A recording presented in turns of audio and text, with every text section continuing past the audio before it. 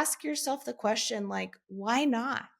Why shouldn't I be doing this? Why can't I do this? Communication is the cornerstone of civilization. Without it, it crumbles. But what we don't talk about enough is the introverted leader who probably has more impact because they're not that way.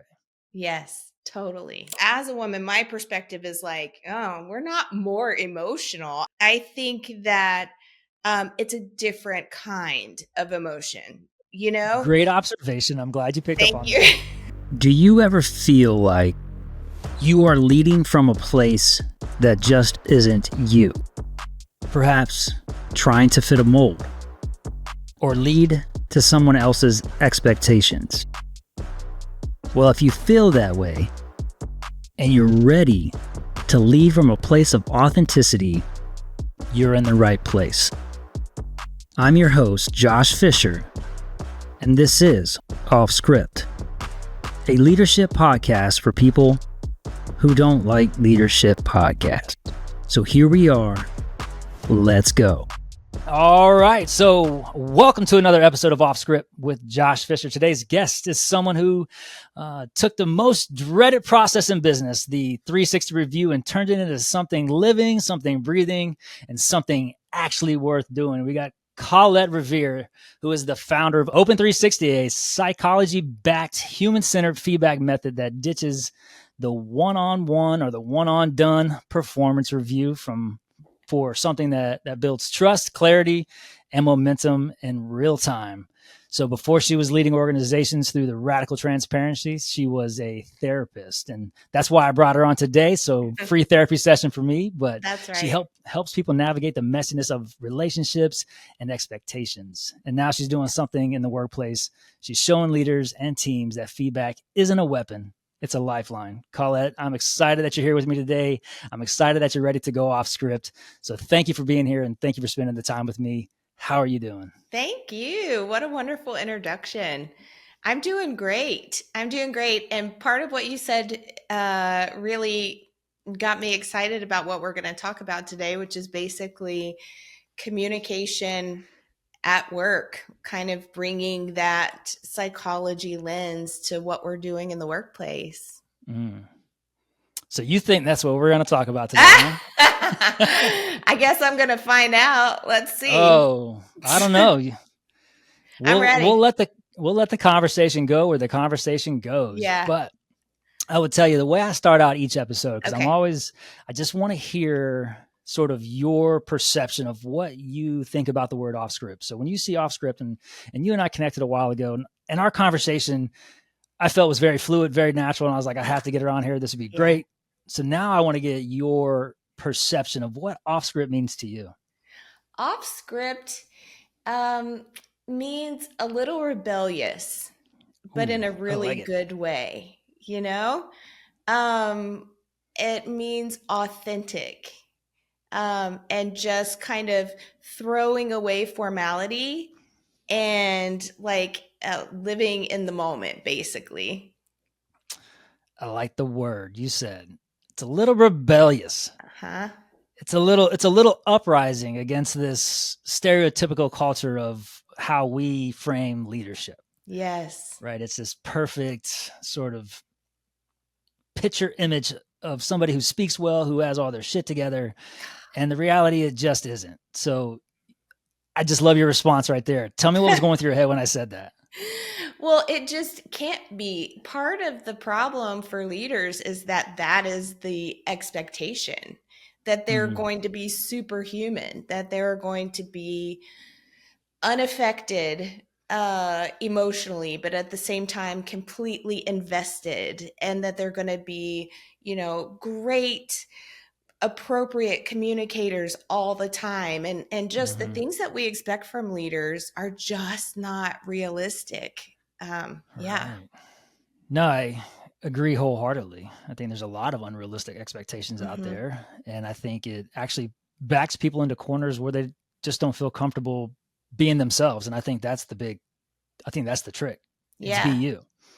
Right. So speaking of being you, I want to know who who the real Colette is. Like, tell me about who you are. Tell me, like, fundamentally, tell me your past. Let's get deep Oh right away if you don't man. mind. Okay, Go as deep as intimate as you feel comfortable, but let's go. Let's have that's fun with it. great. I love it. I see myself, and I think I've been told that I'm kind of like, who I am is who I am everywhere. And I'm really happy about that. That Mm, I don't have a lot of parts of myself that I don't feel like aren't appropriate enough to show up at work or whatever, that I really try to be authentic. But mm, so starting from kind of what got me into therapy in the first place is I grew up in a home where there was abuse, and my focus is communication.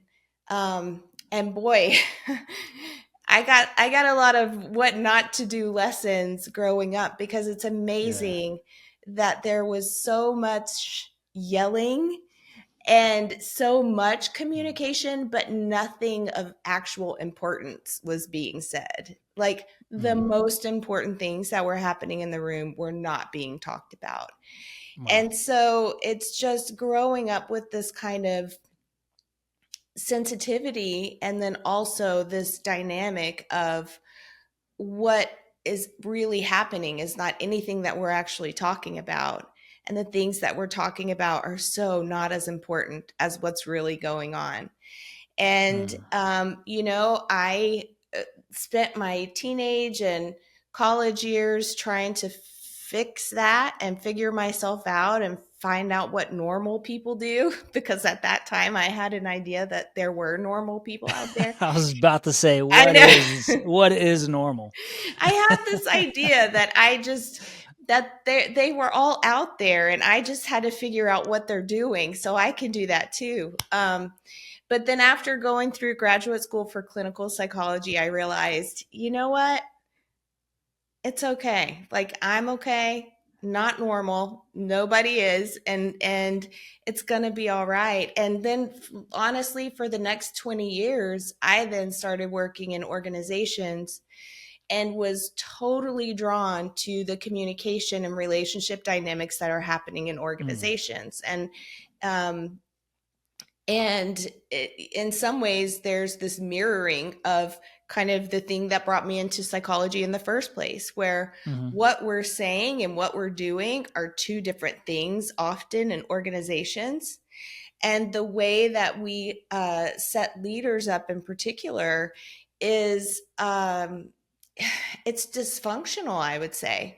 We yeah. give them all this superficial structure to have feedback conversations, to have important moments with their team to connect and to improve work.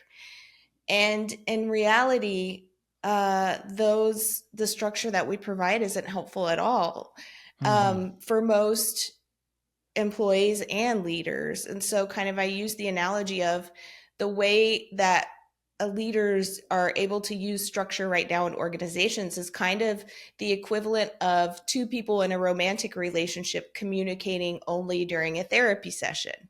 Hmm. It's overly structured, it's infrequent.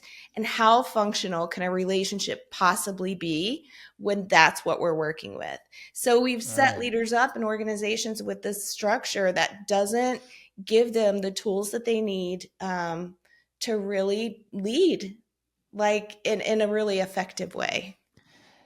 Yeah, no, that's a great image right there. As far as the relationship piece and communicating, the only time they really communicate is in therapy. Yeah, And the reality is that that is in essence a curated safe space, right. right? So when we're teaching folks about leadership, even in a workshop, we're teaching we're teaching these things, these ideologies, these frameworks in a curated environment. And when folks go out to actually implement these things, they realize, like, great in theory, terrible in practical application, Yeah. right? It's like, and that's sort of like the impetus of this. It's like, cool. It's great to have a framework. It's great to have a conversation in therapy. It teaches me how to do this. But what are we actually doing when the proverbial shit hits the fan in real life behind closed doors, right? How are we Exactly. taking these tools not script, but these tools, and implementing those into this very challenging, ego-driven, and emotional conversation within closed doors where no one else is watching. It's Yes. very challenging to do.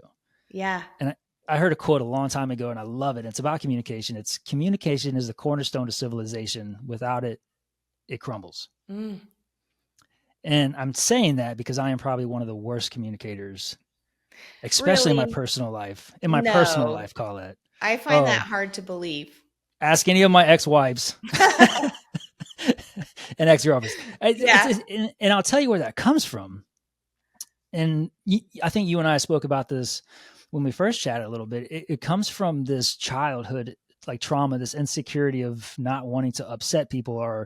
or make people dislike me or make people angry at me. So when it comes to communicating how I feel in a moment, has always been a huge challenge because I'm scared I'm going to lose that person. Yeah. Right. So my parents got divorced when I was 9, and I bounced back and forth. So I may have not have consciously thought this, but I'm sure subconsciously I had this feeling of, oh, they don't want me, so I'm going to go here for the weekend. Oh, they don't want me, Yeah. so I'm going to go here. Right. So maybe that's why I'm not a great communicator, but I know how important it is. That makes so much sense. I mean, when you're a kid, your life literally depends on another person.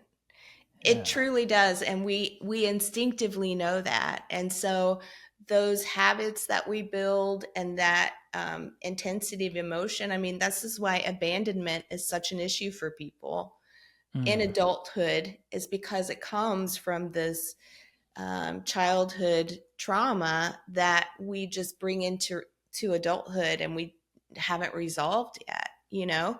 Yeah. So that makes perfect sense. Mm. So I told you this is going to be a therapy session. I'm supposed to be Yeah, asking you questions good. here. But it's interesting that you focus in now. You take this psychology background, this therapy background. You bring it into organizations in the sense of relationships, Hmm. in the context of relationships, and that's really what leadership is, right? So Yes. talk to me about this sort of transition. I know you kind of alluded to it a little bit, but I want to know a little bit more about, this is what I do as a profession, but I know in the business world, people need this because leadership is about people. It's about relationships. It's about communication. So I'm just curious, like that transition piece, if you don't mind kind of sharing a Yeah, little more about sure. that.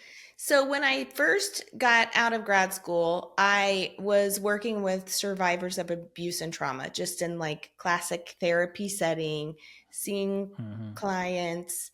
And I did that for a couple of years before it really became just kind of impossible for me to do it, because didn't I don't really subscribe to the disease model of mental health for a lot Mm. of different things like anxiety or Yeah. depression.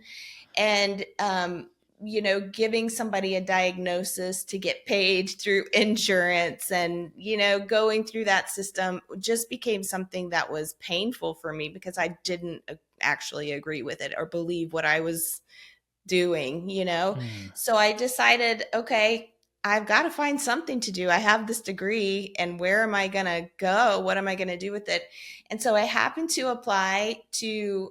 applied to be a counselor for the local police station. And Okay. then also for Cracker Barrel corporate office. And I happened to get the Cracker Barrel job before the police station job. So that's how I ended up in corporate America. I mean, Crackle Barrel has much better chicken and dumplings than a police department does. So Yeah, this I'm is just saying. true. It was probably truly a blessing, although that police gig would definitely have been interesting. But so I started as an EAP counselor for Cracker Barrel, and I Okay. would go out when they had a crisis inside the store or something happened that was really significant for employees. We would fly out and go support managers and employees in real time where they were. Mm. And that's how it started. But, spending like 3 days in a Cracker Barrel is kind of trippy. It looks the same no matter where you are, first of all. So that's really weird. Yeah. But also, people are busy. So you don't just get to talk to everybody together. You're kind of wandering around, bugging people while they're doing their job and trying to Mhm. have conversations. And through that process, I talked to leaders who were clearly doing the best they could and were really confused about why their team wasn't performing, wasn't on board. And so after talking to these leaders, I started realizing that they weren't really clear on what their vision was. They knew what the Mm. company vision was, but they hadn't translated it into their vision for their particular store and their particular employees. Right. And then also, um, just communicating it with employees in a way where you're also asking, what's your understanding of this? What are you hearing me say? And really getting reflected back what you're saying so you can see if there's a gap somewhere in there. And that's really where I got my start, working with leaders and seeing how quickly performance can turn around on a team when the communication gets fixed. Right. It all goes back to this communication thing. Mm-hmm. And that's where Open 360 comes in. So Yeah. now I sort of have an understanding or a foundation, if you will, from, I guess, the impetus of what you've created, Mm-hmm. right? You've taken this psychology background, this therapist background, understanding there's a gap more with communication, Mm-hmm. more with relationships inside of a business organization. And you come up with this beautiful idea to reshape the 360 review. Mm-hmm. Now, you mentioned vision and mission and things like that. And I was going to ask you anyways. Yeah. So, what is your vision for Open 360? Oh What drives man. you each and every day? Yeah. Yes. Okay, so I have my own big secret vision, and then I have the vision that I share out to everybody on my website. Well, the website's public, and we're going to Okay, share yeah, I that know. information. So, I'm give gonna me your big secret vision. Okay. My big secret vision is helping people heal at work, Mm, because the things that are keeping people stuck at work are often the same things that are keeping them stuck at home. Patterns of self awareness, boundaries, wow. relationships, dealing with others. And I Right. have seen firsthand the healing that happens for people at work and then is transferred into other areas of their life. And that is my personal number one mission. That's very interesting. And I'm pausing for a moment because I think even I'm guilty of this.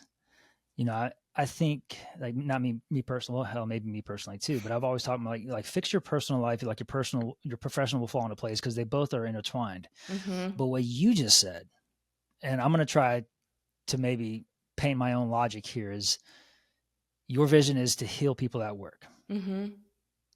so they can use that healing from their professional environment in other facets of their life. Yes. And the logic that I'm painting here is probably because we spend 2/3 of our life, if not more, in the working environment, Yes. right? Is that Totally. fair? And it Okay, feels yeah. less threatening. Honestly, you're doing kind of the same kind of work, but it feels less threatening often with people that you're not actually related to and stuck with for a lifetime. That you can leave a job, or it just feels somehow more, for some people, I will say, more manageable because it's something that they have to do. So they don't Mm, feel like they have a choice. If they want to be successful at their job, they're willing to do things that they wouldn't just do to take care of themselves at home. yeah. And then also, some workplaces provide good support for that and really Mhm. provide the help that people need. So what I'm hearing is it's a safe proving ground, Yeah, relatively. relatively safe. Yeah. And maybe let me paint another kind of my logic here when I say this safe proving ground. What I've personally heard in my life, I don't know how many times over, is Josh, you teach this stuff in your job and whatever, like, why can you not do it at home? Why can't you communicate, blah, blah, blah, all those things, Yeah. right? And what I come to understand is because I know if I'm with somebody who loves me unconditionally, i.e., my family, Mm-hmm. I can be the worst me and they Mm-hmm. still love me. If I'm the worst me at work, that's not the case. I'll Yeah. lose buy in, lose trust, lose connection. At home, I know that I can be that version of me. So I feel like when I'm in a professional environment, Mm-hmm. and that's what I'm saying, it's safe. There's no one that truly, quote unquote, loves me there, Right. right? So I can do things with a little more, I guess, freedom. Yeah. Maybe I'm not articulating that correctly. I hope you understand what I'm trying to say, though. It's I'm like, I have questions here. I really yeah, do. yeah, Okay. yeah. So I have questions. Yes. I think what you're expressing is common. And I'm Okay. just going to throw this out there. I think that it's more common from my experience. I hear this more from men, and I think there is something about that. Like, I don't Mm, know, I guess I don't fully understand what you're saying, but I do think I get, like, it's less threatening to do this at work than it is to have conversations like this at home. yeah, But that sounds opposite of what you were saying, which is, I think so. Yeah. yeah. So I do want to understand. No, and maybe I misunderstood or misarticulated. Okay. Because I said it was a safe proving ground at work, Mm-hmm. right? Which I guess now that I think about it, and you pose that question back at me, it's probably a safe proving ground at home because I'm loved unconditionally, Yeah. where I have the room to make the mistakes. Yeah. Maybe the way I'm looking at it is, I'm glad we're having this conversation like this Mm-hmm. because this is making me think. Is that professionally, maybe I feel like I have to be a certain way, Mm-hmm. and maybe I'm not truly being myself, which is the antithesis of off script, but that's kind Yeah. of the way that it's always been. I have to be a certain way, so therefore I feel it's safer because I'm in this box. Where at home, Yes. the box is not there. Therefore, I can be whatever, but it's Yeah. safer because they're going to love me unconditionally. Yeah. I Maybe love is that a little that. better? Yes, and I think that was really brave of you to say, because just like you said, off script is this is what you're working toward, but to Yeah, be like realizing sometimes when you're not at being as authentic, maybe in some places as you would want to be, like that's just human, you know? yeah. And I wonder, when you talk about at home, do who do which version of yourself do you like best? Well, how many versions do I have first? Well, you've got the Which home version and the work version. I say we have three versions, Okay. right? So, and I don't think this is my concept, but I maybe read it somewhere. We have three versions of ourselves. We have the professional version, the one that we Mhm. show up like you and I right now or at work, right? This is Yeah. sort of like within the script, the prim and proper one, right? And then we have the public version, the one that in the public I'm probably more introverted, where I do engage a lot with strangers in the sense of being like calling them by their name, etc. But I present myself a certain way in public. I present myself a certain way in the professional world, and then at home we present ourselves the private version, Yeah. right? The ones where we're not wearing makeup, our hair's messed up, the beard isn't combed, right? Or, Yeah. we're not talking at all, or we're cranky, whatever the case is. So I would say out of those three versions, which one do I like the best Mhm. when I'm at home? It's probably the public version because The that's public one. probably who I know that I, I want to be or I Mhm. am. The professional version is a little more polished, obviously, right? Mhm. And we have to be. And so, just to kind of explain a little bit, off script doesn't mean like I'm going to be an asshole or I'm going to be rude. Right. It's just No. about being authentically me. Yeah. But I still put myself in those scripts or those boxes, and that's what I'm trying to get away from. The public one now, it's I'm very engaging with folks. I call people by their name, and Mhm. at home, I told you a little while ago, I'm very introverted, so I can Yeah. shut down, I can isolate, and I have an RBF. And if I shut down and I go quiet and my RBF, it rubs a lot of my family the wrong way, and they always Mhm. think I'm upset about something. Yeah. And I don't like that version of me, but that's who I am when I feel the most comfortable because I don't have to put on a show per se. Yeah. I do get that. Okay, so there's another little side conversation. Take it or leave it. But So, Let's do go. you know what your Enneagram number is? Have you ever taken the Enneagram assessment? No, not off the top of my head. I took Okay. the what's the Myers Briggs, the Um, INSJ or something, Jay, INFS, yes, I could see that. The ISFJ. Enneagram is I'll help you figure out how to take it because Well, I I'm a have Gemini, so I'm really confused. yeah. I think there is something to this. So I in my group of friends, I am friends with a lot of really high achievers. I am Hmm. actually not a high achiever. I am a high performer, but I don't need a job to do. And as a matter of fact, I show up at my best when I have no job to do. When I just need to show up and be myself in a place. And so the more I actually have to accomplish in that space, the less confident and like happy I am. I can um, relate to that. you do? Yeah, and I Yeah. do because again, I here's how I'm gonna I'm gonna spin this again in Okay. my head, my language. I'm gonna revert this back to flow state. Mm-hmm. So when you go somewhere and you can just be Colette, and there's no expectation of trying to get a job, a task, or anything done, you're in your Colette flow state. Yeah. You're the happiest, you're the most free flowing, you're most enjoyable. But when you're there to do something, now you're more consciously moving through the room. And Yes. therefore, if I'm out of my flow state, or most people, if they're out of their flow state, they start getting in their head. Totally. Right. Yeah. So that's how I'm sort of rationalizing that. It's, Mm-hmm. and I'm the same way. If I have to go into a room and I know that there's things that need to be done, it's not as fluid. No. But if Yeah. I'm there just to be me, then it's much better. So how do we get around that?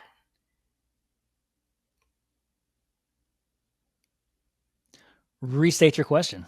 Let's see.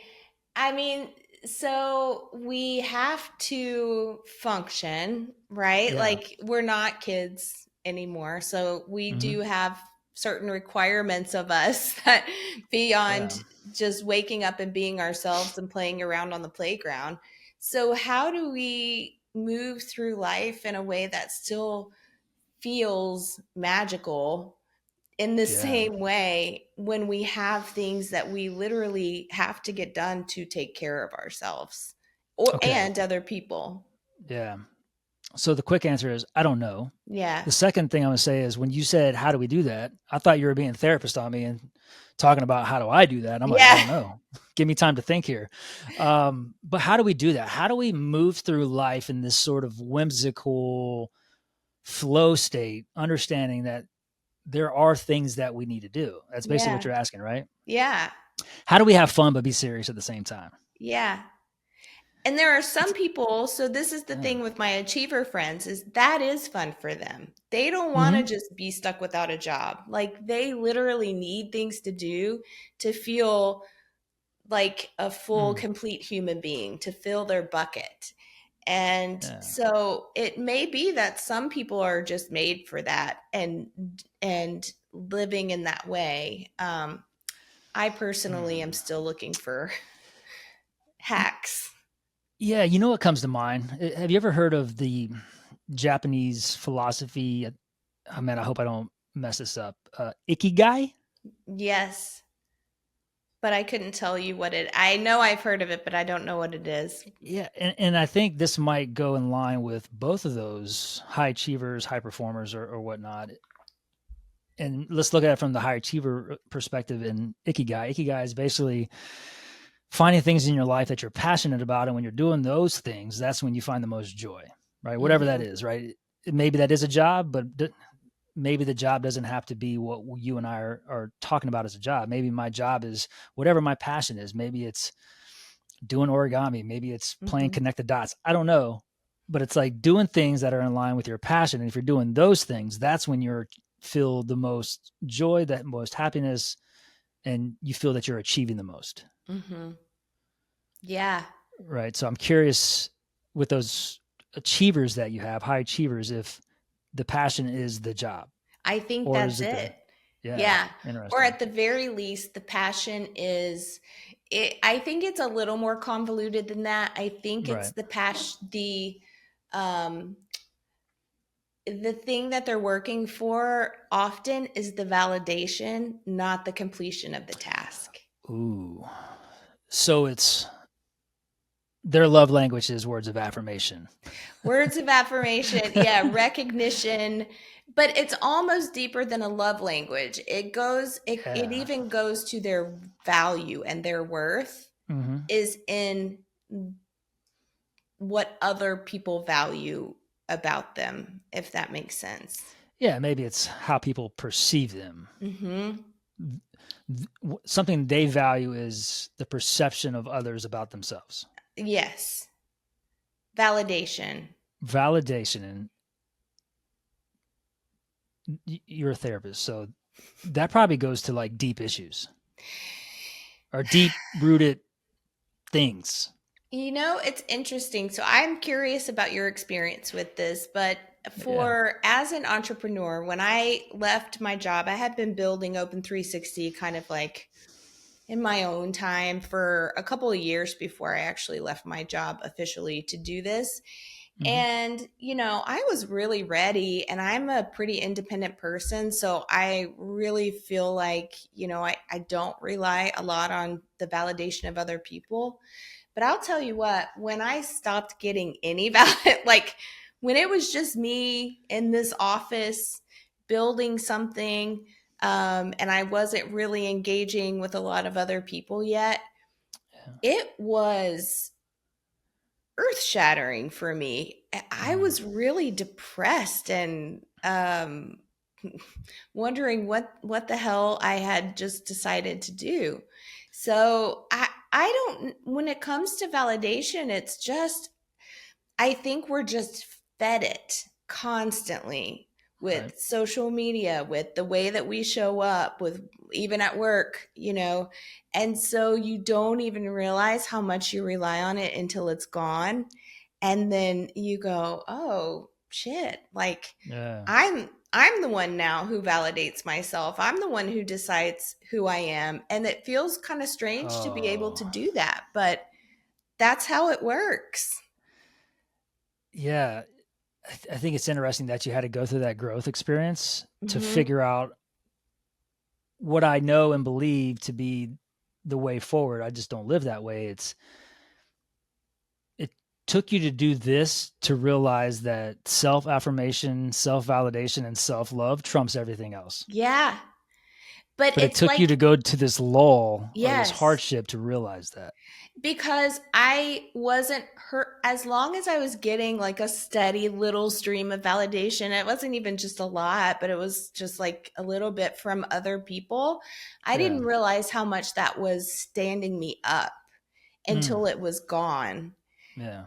And then I realized, oh, I really missed that. And this feels weird not to be getting that anywhere? Yeah. No, I can really, yeah, I can say I can relate to that. But I am someone, again, this goes back to like childhood trauma, that I thrive on validation and affirmation of others because that gave me my sense of worth. Yeah. And through this entire process, I'm not going to say that went away. But what I think that I've done well is recognize that I may not be getting as much of that external validation, maybe here or there, but Mhm. this is not why I'm doing it. And Yeah. this is what keeps me consistent. I rarely look at how many people download or listen. I try to put it out there and say share. But what I am trying to work on is not looking at that and just doing this because this is my icky guy. This is what I want to do. This Mhm. is, if it goes somewhere, great. If it flourishes and blossoms, beautiful. If it doesn't, and if it's just me having a great conversation with Colette about this, like that fulfills me. I can get off here with a Yeah. big smile and goosebumps knowing that I just had one of the best work days of my life. Two great Yeah. conversations a day.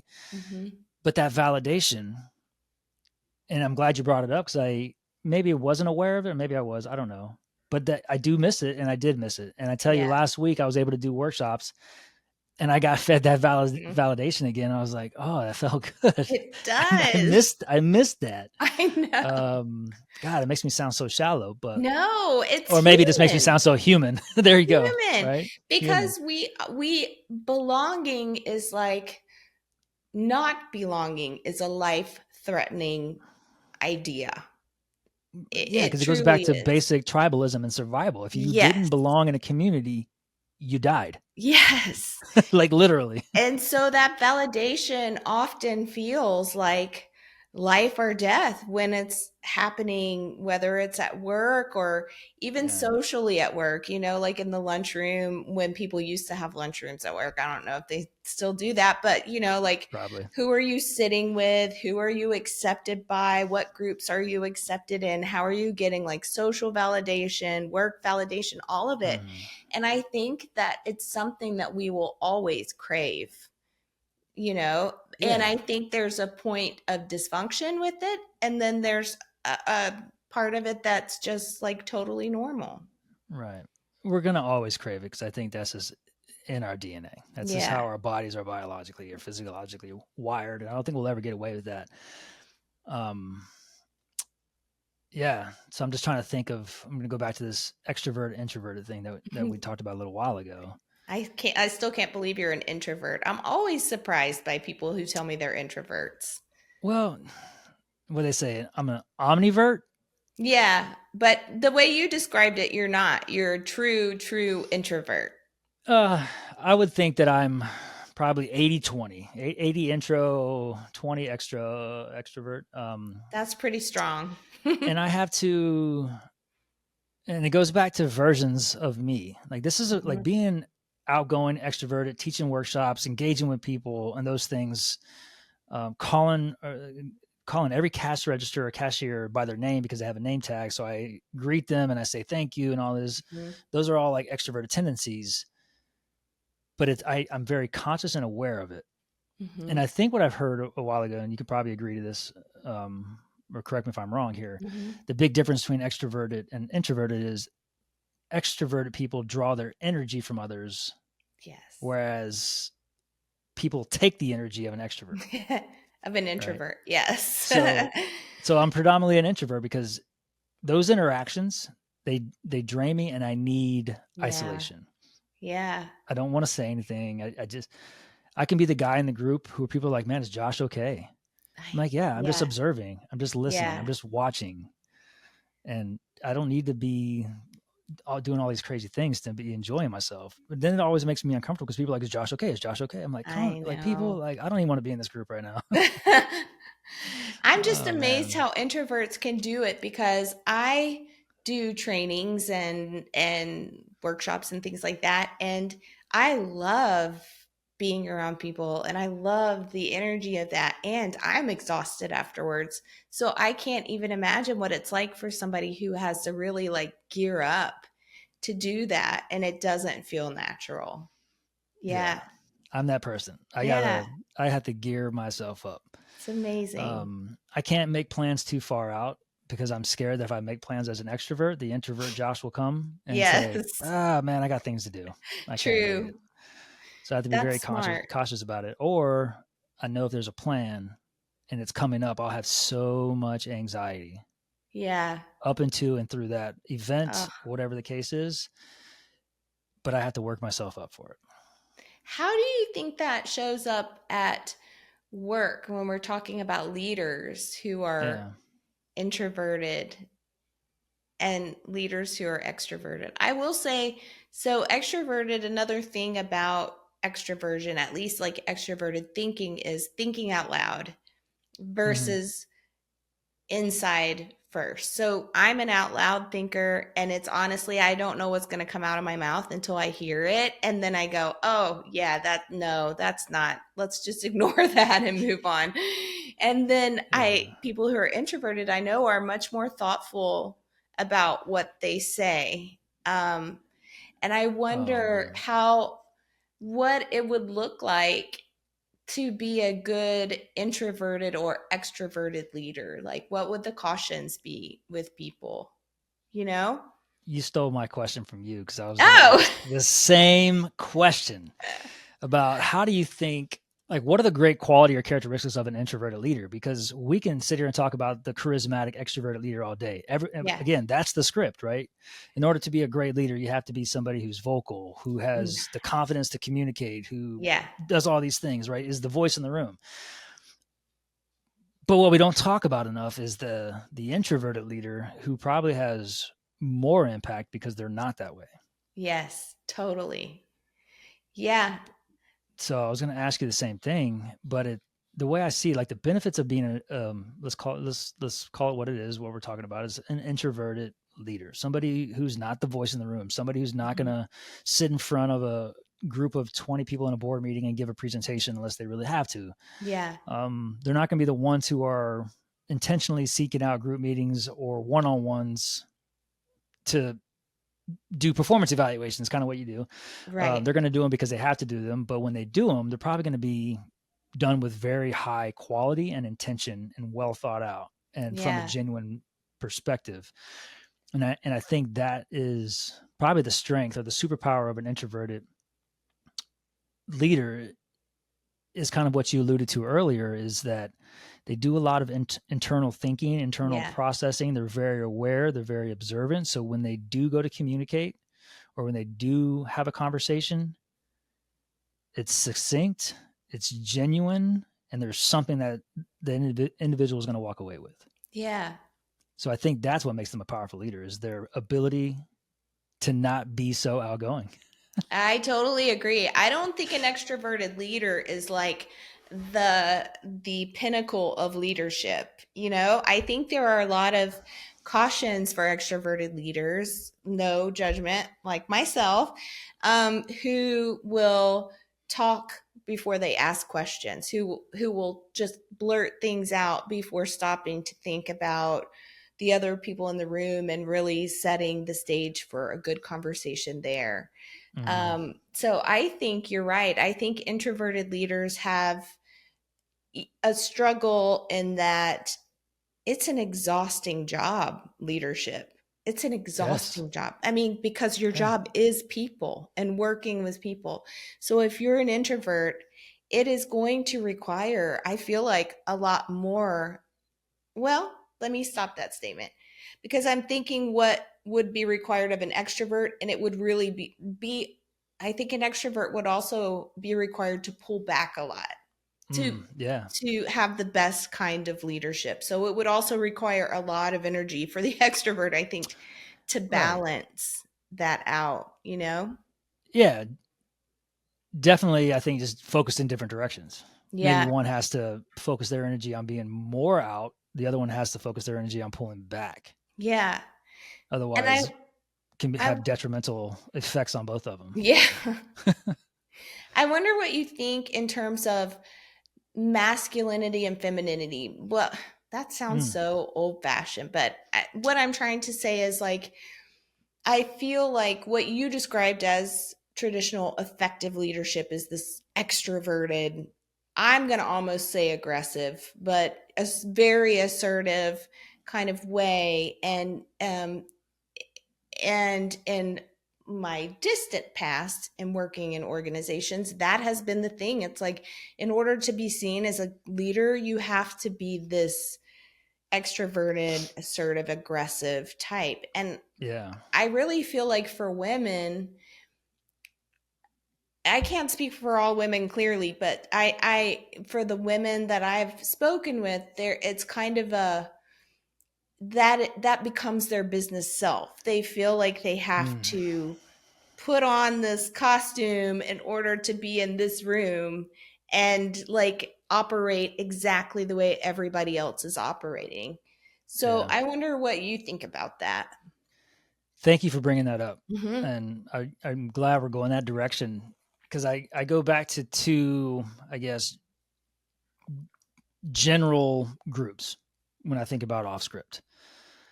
Um, let's be honest here. I've said this on some of my other episodes. I'm a wasp.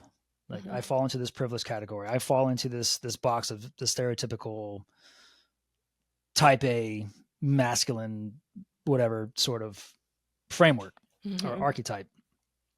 The two that I feel probably have the most struggle with feeling like they have to fit in a script is one is women and people of color.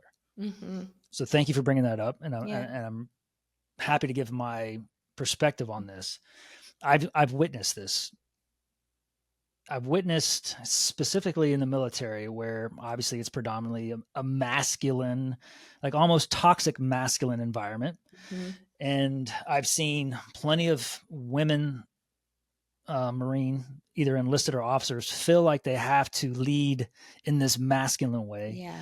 And it almost comes out laughable because I'm like, that is not who you are. Like, don't do that. It sounds Mm-hmm. weird. It looks weird. It's laughable. And I don't mean that to be rude. Yeah. I mean that from the sense of like, I wish we as this organization or as society can just sort of let you lead the way you are. And if Yeah. that's feminine, if that's emotional, if that's whatever the case is, soft, be that way as long as you're getting the results. Mm-hmm. That is Right. true. Yeah. As long as you're getting the results, like I don't care how you do that. Command presence doesn't mean I need to be very loud, boisterous. Command presence is I need to be able to speak to you with confidence and not be able to question in sentences or statements with questions, Yeah. question marks, right? I can say that softly, like, hey, I need you to go do this, or I need you to do this. So there's two ways to go about it, both effective in their own way. Mm-hmm. So I grew up in the military, and then my entire adult life was in the Marine Corps. And I shared a little bit about this when you and I spoke last.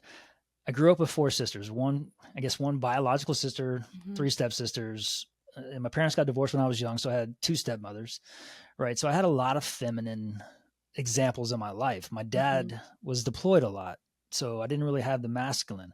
But as I grew up in the military, I felt that I had to be this masculine to the point of like toxic Yeah. masculine person to be an effective leader.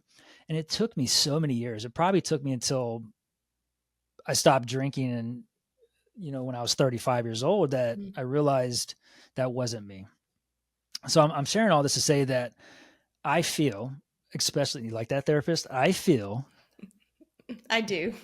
I feel Mm-hmm. that what we need more of, and people are gonna, I know people are gonna hate when I say this, but I Mm-hmm. feel what we need more of is the feminine aspect of leadership, is the Mm-hmm. feminine qualities of what we see our mothers have, our girlfriends have, whatever the case is, that caring, that nurturing, the emotional side.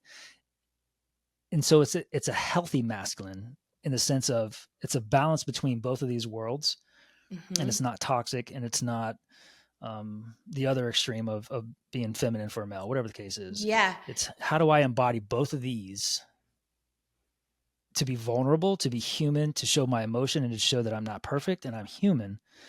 But I feel that's where that connection is. And I don't know, I just rambled a lot there. I So love it. what's in your head? Okay, I really love that. And I'm going to give you my woman perspective of what I just heard. But I love what I heard because I know what you're saying and that's what I'm saying too is that I think this balance is really what we're looking for and that no one person contains it no matter what your gender Yeah. is like or any part of you no one person contains this full balance it's about truly diversity and just the people in the room, the people that make up the organization and Mm-hmm. yeah, different people with different thoughts and different voices. But you did, and I'm not trying to call you out, Josh, but Call you me did out. say when you were talking about feminine, you talked about emotional and soft. Those are Right. So two I words that automatically you went that way, right?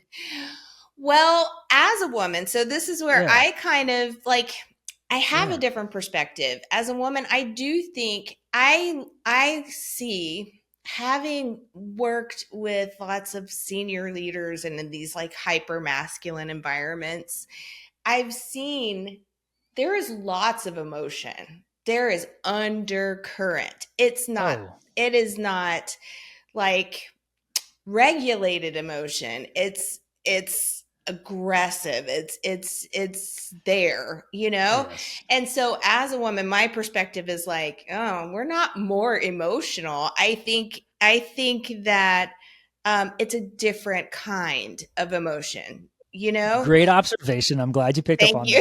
that. I didn't I didn't catch it when I said it. I think Yeah. I probably felt a certain way because I said, yeah, I related feminine to emotional. Hmm. But the reality is, in what you just said, men or other folks are emotional as well. Yeah. We just don't use that word when we explain It's masculine. true because that's That's a fair acceptable observation. So emotion. thank you. Yeah. Yeah. It's But all about just that kind of unspoken rule about this is acceptable at work and yeah. this is not. And so if Mm, it's accepted and acceptable, then we don't even call it out at all. And if it's not acceptable, that's when it's like, oh my gosh, you cried? You did what? As yeah. if that's just like the end of the world, or if that's even a female, something that just women do. I mean, there is this just, I don't want to say stigma, but there's still a lot that we don't talk Hmm. um about what we expect women and men to show up and look like for leadership roles. And we can say, oh no, we accept everybody, we're looking at everybody, everybody has a fair shot. But you can listen to what people say and then you can watch what they do. Hmm. And often those two things, excuse me, are not Hmm. totally aligned. Right. No, that's a wonderful sort of perspective. And again, thanks for calling me out Yeah. on that. I appreciate it. Um, I want to go back to this word emotion Yeah. because both gender, no matter what you identify as or whatever, there is emotion involved. So Yes. maybe how we show up is just somebody who's emotionally intelligent, Hmm. which means we have the awareness of our emotions and we have the ability to manage them. And it's okay to shed a tear here and there, whatever the Yeah. case. Like, and it's okay to bawl if the situation allows that, regardless of Yeah. who you are. I think that's what it is. It's really boils down to how do we increase our emotional intelligence, no matter which side of the gender coin you're on here, or which side of the gender cube you're on here, shall I say? But it's like, how do we become more emotionally intelligent? And the other thing I want to latch on to is sort of this, and this might be offensive, and I just want to apologize up front, but it's about perception of women Hmm. in leadership roles. If we have a man in a leadership role who is loud, who is confident, who is direct, he's quantified or qualified as a leader. Hmm. If we have a woman who is loud, who is boisterous, who is direct, is quantified or qualified as a bitch, Hmm. which completely unfair. Yeah. Just want to put that out for the record. Completely unfair. Because I feel like maybe if that's her personality, great. But I feel like she's trying to live into that stereotypical script that's given to her, and now Hmm. she's damned if damned if you do, damned if you don't. If I try to be this way, then they think I'm a bitch. But if I try to be who I am, then I'm too emotional, I'm too soft, I'm too weak. It's impossible only because we're not saying things out loud. It's What do you mean? impossible only because there's this kind of gaslighting, and I don't think it's Mm, intentional. I think it's because organizations want to be this open and want to be this free, but in actuality, there's a desire to also be a certain limited way. yeah, So I think if we could talk about if organizations would and businesses would feel comfortable talking about what it is that they're looking for in terms that are really behavioral and things that anybody could understand, yeah, then we could have conversations about it. But when we're like, nope, we don't see gender, we don't see any of that, it's just all the same, then it's like it's it's hopeless. How do you navigate that territory when nobody's even naming it? right. Yeah. No, I've seen cultures and worked with cultures where it's like, yeah, we promote and we're all about DEI, but then you look at their hiring record and look at who's in all the positions, and you're like, are you though? Come on. Right. And So, I think shoot, I was going to say something and it was in line with what we were talking about. Oh, I lost it. oh, But it's all right. I'll come back. I also wanted to talk because I've heard you talk about this on one of your these podcasts about privilege. Hmm. And I think it's like an interesting concept. It's taken me a minute. I'm no expert on privilege. Let me just be clear. Me either, Um, by the way. We'll put that out there for the audience. So, yes. And I'm learning more and more. My son is adopted and he's brown, beautiful skin. He's black. And I am experiencing the world differently hmm, through through the lens of him as my son. And right. I used to be the person who said I'm colorblind. I don't see color. I mean, I literally remember saying that. It was probably the 90s, I don't know when, Yeah. but I was Yep. not even Guilty. ashamed. And Yeah. it wasn't until later, and you may have some of this too, like with my history of childhood trauma, I did not relate to the idea of privilege or being Yeah. privileged Yeah. because I suffered. And I've since framed it for myself that privilege is when you're not thinking of something. It's so hard to Mm. define and identify a name because have if I'm not worried about where my next meal is going to come from, I'm privileged.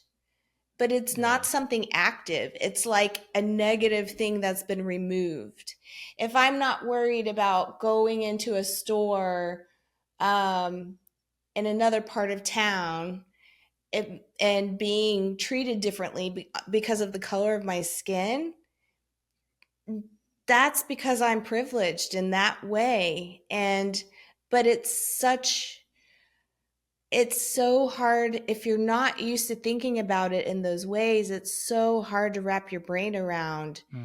If you are one of the lucky people who doesn't worry about how you're going to get up and down the stairs, or you're not worried about where your next rent payment is going to come from, or you're not worried about these things, then that is privilege because there Right. are people who have to worry about it. And so, Yeah. same with gender and same with whatever. It's like when we say, I don't see that, well, guess what? That's because you're privileged. You don't see that. You don't have to deal with it. Right. But there are plenty of people who do see that because they are not privileged there, you know? 100%. Yeah. I mean, beautifully said. And yeah, I don't get offended when people that I talk to put me in the box of being privileged because I Hmm. know that how I was born automatically puts me in that category because I haven't, and I probably will never feel some of the experiences like you said, like getting looked at differently, walking into a store across Yeah. town, or um, so I know that I'm in that category, and I will never argue that Hmm. because of who I am. It is what it is. But How I did you, know, so did you just inherently know that, or did you come to learn that? How do you know that? I think I've come to learn that Hmm. over the years of, you mentioned this earlier, a lot of reflection. Through a lot of reflection and understanding that, by the nature of who I am, where I was born, I am automatically privileged. And if I tell somebody I'm not privileged, Hmm. it's fruitless. Because but what I can say is that if I was to have a conversation with an African American, a black person who has experienced true racism or being segregated or ostracized because of the color of their skin, um, I've never felt any of those. So there's no way that I can say that I'm not privileged. Yeah. I'm privileged enough. And this is where I think the word privilege comes in. I'm privileged enough to have never had to experience any of that. That's exactly it. And I think that's why it's so hard for people to really identify with, is because it's not something that you have actually chosen or done to be privileged over somebody else, but it's Mm-hmm. your actual lack of issue, lack of struggle in a particular area, that is what makes you privileged because you're not Yeah. struggling in this area.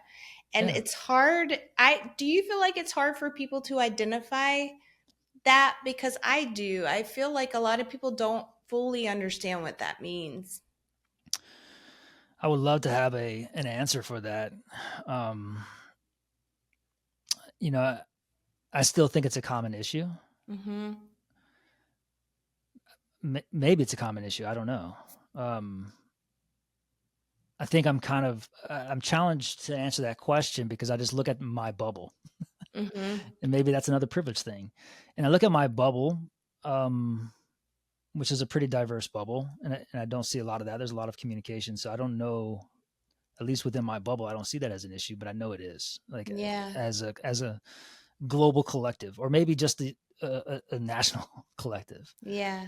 Um, so yeah, uh, I don't know. I know it's still a common battle that we are all trying to work with.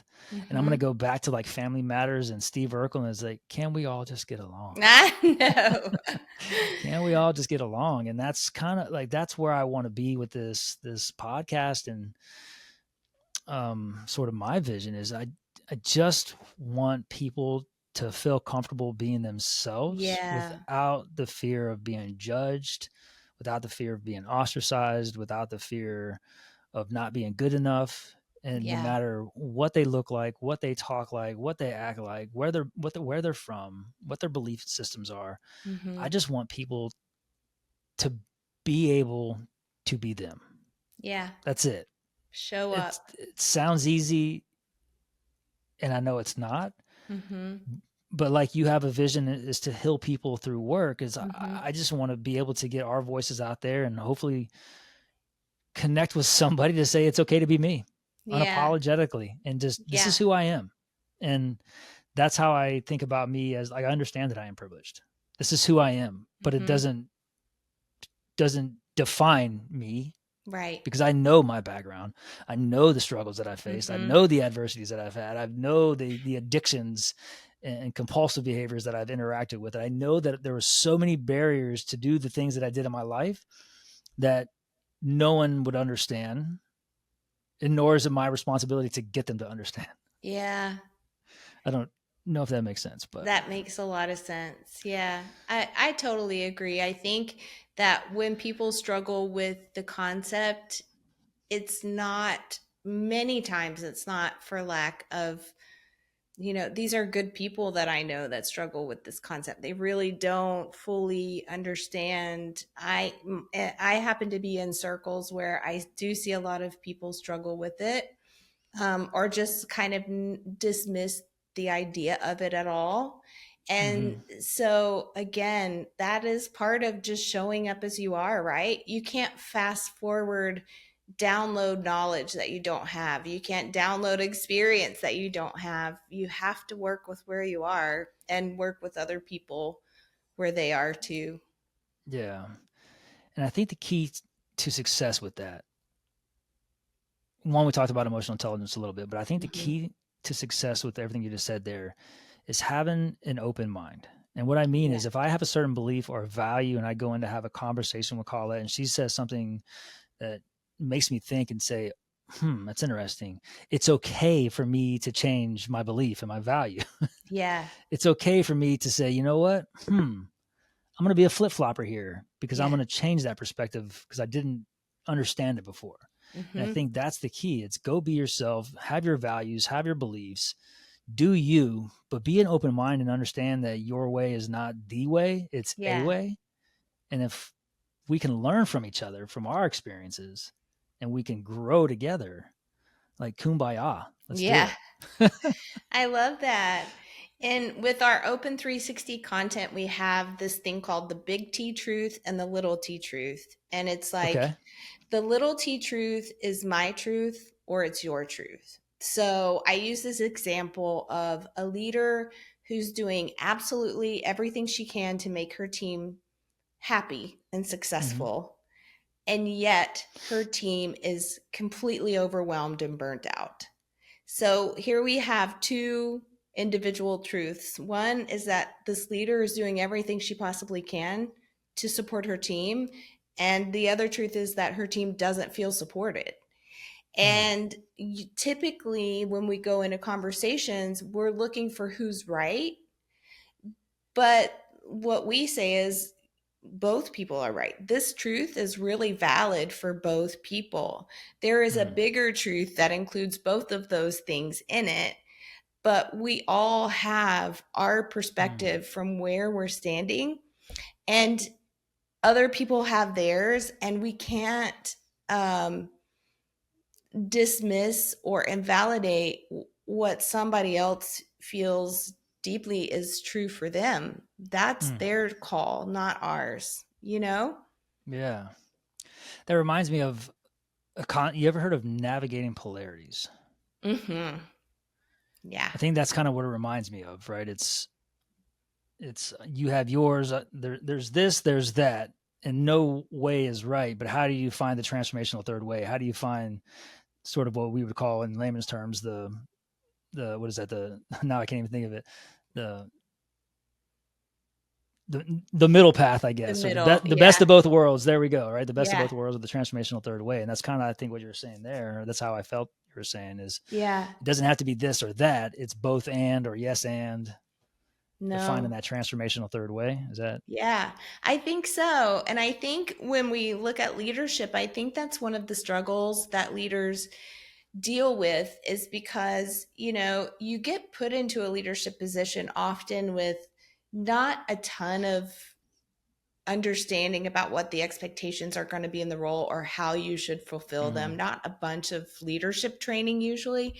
And so there's sometimes I'll say I've seen an insecurity on the part of leaders just inherently that am I doing this right? I don't know what I'm doing. And the more somebody's feeling that, the more they're going to show up as I know exactly what I'm doing. You shouldn't be questioning me. I'm the leader and this is how it's done. right. And so I say that to because I think there's something important about normalizing this for leaders and going, you don't have to be right. You don't have to make somebody else wrong to be right. You Mm, can thoroughly believe what you believe, and somebody else can believe something different. And that is completely okay. outside of your control, actually, as a leader. Yeah. Control, don't control. That's a whole different podcast, and I love Oh, that. But it's, yeah, like just because I believe something doesn't mean that your belief is wrong. right. It's like it's your belief. It is what it is. But and I shouldn't have to try to persuade you, No. And and, I and think vice when I versa. see it happening, it's leaders who are feeling maybe less secure about their ability to lead, or if they really understand if they're doing a good job as a leader. Those are the leaders that I see more often lean more towards the control kind of I'm right, you're wrong. It's almost like Mm, proving to myself that I'm a good leader, that I'm good at this. And yeah. rather than being given different tools to learn how to manage and deal with people, which is messy Mm. business. Yeah. I'm going back to your marriage counseling sort of comment at the beginning. Yeah, When you're arguing with your significant other, we always try to be like, I'm right, I'm right. And, maybe we're not always. saying I'm right, but it's always like, I'm going to argue, I'm going to get louder, I'm going to get more confident, I'm going to get more demanding because I know that I'm right. Hmm. And they could be right as well I because that's their know. reality, that's their perception. Like, why am I trying to sway? Why can't I just say, we can agree to disagree here. I have this belief, you have that belief. How can we work together to go forward? Yeah. It's funny. I've yet to see a couple come to marriage counseling, and I don't do it anymore. And I wasn't not a great marriage counselor. I will say that. I didn't do that very much. But the couples go to counseling and inherently they're like, this counselor is going to see what a jerk my spouse is being or how Oh yeah. wrong this person is, and they're going to set them straight in front of me, and it's going to be the sweetest moment, and I know that I'm right. And often both people in the situation are feeling something very strongly, and they are both entitled to that feeling. They're both right in their own Yeah. way. Hmm. Yeah. Yeah. I've been to marriage counseling so many times, and that's what it is. I didn't like going because the other partner was very good at persuading and using her words a lot more Hmm. than I or better than I was because of that environment. So I always felt like, great, she's going to communicate, then the therapist is going to come at me, and I'm like, great, like I'm not going to be able to communicate the way I want to Yeah. communicate, and it was always a stress going into that. But I tell you So the stressful. I think there's one piece of advice that I got in marriage counseling that I remember. I would say I hold on to and don't always use, Hmm. but it was say the third thing. Ooh, I like And say that. the third thing was, if your spouse or your significant other says something, you have the first thing in your head, and this is Yeah. where my extroverted comes in. This is where my impulsive, sort of Okay. outgoing, like the filter is not always there. Yeah. So I have to be very aware. And I do. I spend a lot of time in my head, but I'm very quick witted, and I can throw Hmm. things out. So say the third thing. You always want to say, "Hey, can you do this?" You're always going to say, "Well, didn't I already do that?" Response one, or I did it yesterday. Response one. Response two is, no, not in the mood. Or like response three is, yeah, you know what? I'll do that once I get done doing X. Yeah. Just give me some That time, is right? So it's always like, say the third thing. that's really good advice. I should take that advice. Yeah. Well, it's always Yeah. easier giving it than taking it I because I still know don't do it. it's But true. yeah, say the third thing. That's But great. oh man, I think we've went a lot of I directions. know. Sorry You about know, that. no. I am glad we did, and I Okay. feel bad because I really wanted to explore a little bit more about Open 360 and sort of what you do there. I feel we got some of that in there, Yeah. but before we get off here, a couple things. I just want you to kind of give a highlight of sort of what Open 360 does. How is it different from the traditional review process? Yeah.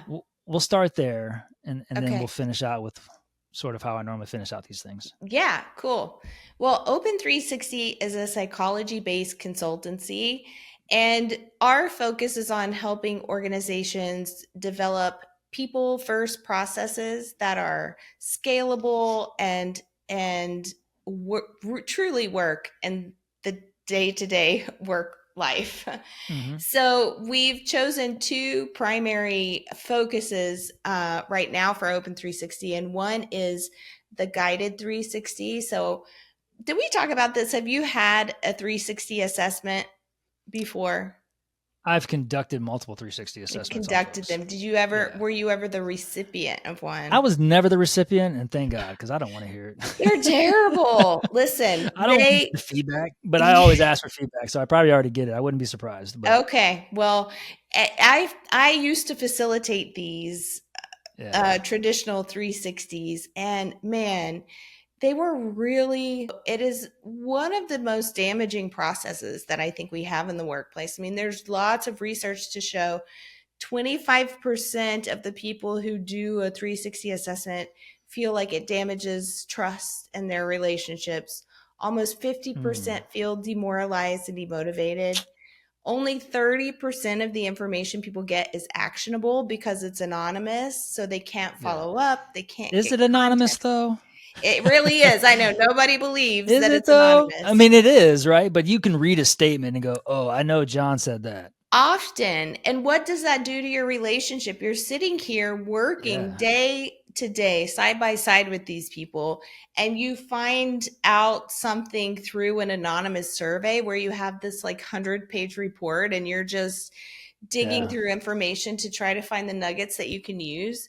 So, because of my deep desire to bring healing into the workplace, and because how dysfunctional the 360 assessment and review process really is, we created a psychological healthy safe 360 review. And what that means is that feedback is never anonymous.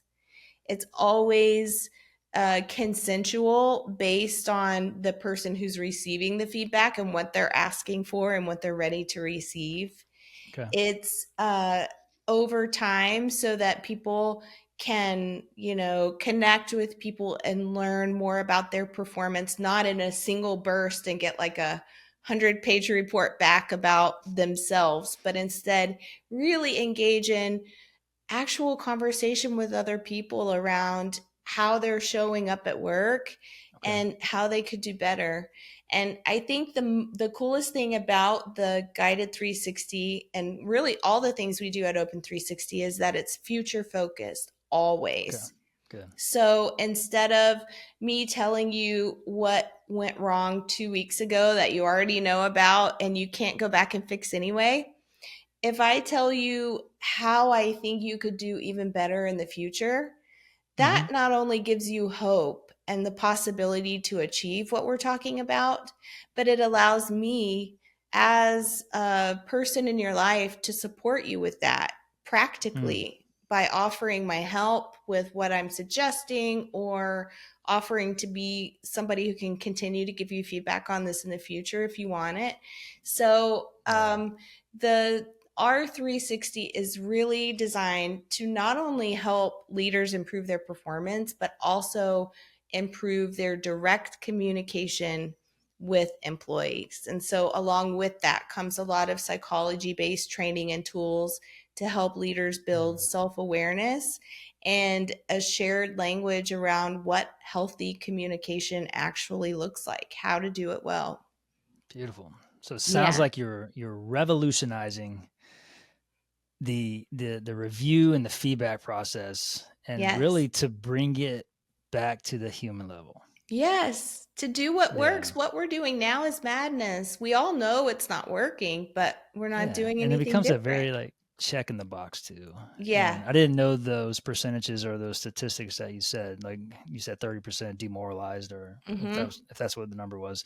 But I remember having to coach to those, and Oh, I just felt so like bad I know. doing it. And it's really cool to hear or to know that somebody is reshaping that. And I know you Yeah. said that yours is a lot of software based, so um interested to see how this all works, and where can people go to get more information on this. Yeah. First of all, I would love to show you, Josh. I would love to give you a demo.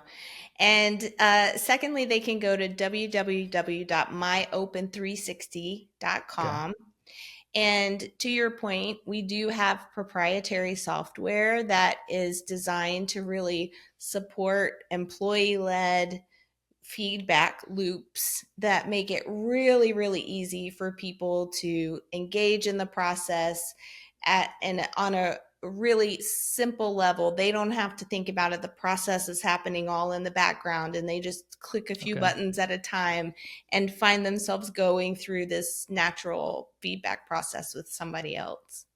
So it's good to know that it's easy to use, and it's doing Easy the to work use. for you, in the sense where new software systems or new feedback process, whatever the case is, can be very overwhelming, daunting, because now you got to learn all this other things. So Yeah. it's good that you're making it very user friendly. Yes, we know because with our tool, people don't get written feedback until they have a 15-minute face to face conversation. So that can be virtual or in Okay. person. And that is really like the meat and potatoes portion of our feedback loop. And so we know that that's going to be harder for people, that that's going to take some practice, and we don't want people worried about all the rest of the process. So we take care of everything so that people can stay focused on having the conversation, getting through, and then also 25% of our content is around recovery and repair because Mm. we know that on a good day, you can only control 50% of any conversation. Like that's all you have influence really over. The rest is coming at you. You don't know what that is. And so Mm. it's inevitable, no matter how good you are at communicating, that you're going to have a day or a moment with someone else where things just are not working. And so part of your job as a human being and a communicator is not to do everything perfectly, but it's to listen when somebody like waves the flag and says this is not working for me or I'm not comfortable, and revisiting it at a later time to Hmm. really reconnect and repair the relationship and pick up the conversation again. So, what we're working toward is really enabling people to have direct communication so that they can communicate around the needs of the business and their own personal and professional needs, not based on some schedule that was designed at the beginning of the year on when Right. they should be meeting and having conversations. Forced engagement. Yes, Always so meaningful. I know. Because waste at the last minute, like, oh, I got to have this one-on-one with Colette. Let's hurry up My and get it scheduled. gosh. And here we I go. Hey, you did it. know. And then there's no value add to it. It's like, hey, this is No. what I think you did. It was all right. It was cool. Blah blah blah. And there's no Yeah. meat or potatoes to that. You said meat and potatoes, but there's no value in it because people don't put a lot of thought into it. So Yeah. happy to hear that you're revolutionizing this. Thank It's a you. rebellion against the annual review process or the feedback. It Let me use sure that word is. again. All right. So as we wind out here, I like to ask the guests. So what I normally do is I share a journal question Hmm. for the audience to listen, and I answer these journal questions as well. So what is your question to the off Yeah. script community? Man. Okay. So I've gone back and forth on this one, and I really thought I would land before we got here. Go with your gut. Okay. So I'm going to go with the first one. So this is a question that I ask myself a lot, especially when I'm kind of getting in my head about something, because a lot of times I'm thinking big, and then I try to follow it up with action, and sometimes it feels like I'm a total imposter when I'm doing that. Oh, And yes. so I ask myself the question, why not me? And that's what I would love to be the journal question for your listeners is whatever that thing is that you're Hmm. thinking of that you are too afraid to move forward on, that you are holding back and making progress from. So ask yourself the question like, why not? Why shouldn't I be doing this? Why can't I do this? Um, Wow. and for me, all the things that I tell myself about how I'm not equipped and what are you thinking? And when I Hmm. reframe that question to why not me, I Right. can't find a good enough answer to stop moving forward. I pulled out a pen and piece of paper because I thought it was going to be a long question. And I still wrote it down, but I'm like, it's 3 words. Yeah. Probably the most powerful 3 words that I've heard in a while. Why not me? Because I struggle with that imposter syndrome as well. I Hmm. struggle with, as you and I talked about, the worth, the value. I'm not smart enough, all these things. There's somebody else more capable, somebody else that has a better voice, whatever the case is. So that's a beautiful question for the audience, for myself, and obviously for you, Colette, to ask yourself this quite frequently is why Hmm. not me? Yeah. Why not me? And I love it. And I think that's a great way to end the episode. Colette, it's been a wonderful experience again chatting with you. Thank you so much for bringing so many different thoughts, questions, and perspectives that made me think and challenged me. So I feel grateful and feel blessed for the opportunity to have you on, to hear your story, and to get challenged by you. So thank you so much. Thank you. Thank you. Me too. And thank you for hanging in there with me, Josh. I know it ain't easy. Oh no, it wasn't easy, and I think that's the best part about it. And I can see this relationship, meaning having you on the podcast again, as Hmm. we both grow in our adventures here. Yeah. But I think it would be so much value, and especially to talk about more of Open 360 and the concept behind that to give more time with that. But Yeah. thank you so much for everything. It's been a Thank blessing, you. and we'll chat soon. And as I say to everybody, and you're probably already doing it, but please continue to lead off script.